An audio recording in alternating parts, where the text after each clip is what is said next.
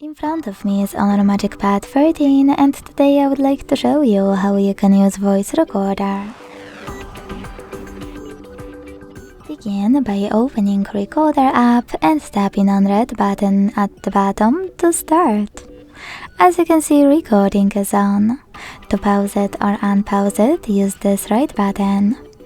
To add a bookmark, click on the left one. And to end it and save it, on the middle one. As you can see, my recording is here. To play it, tap on it on the left. To manage it, operate all of those options. To rename it, hold it.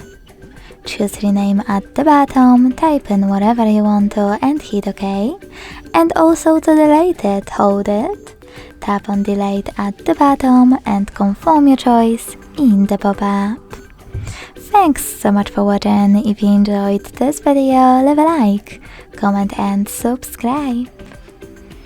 Bye!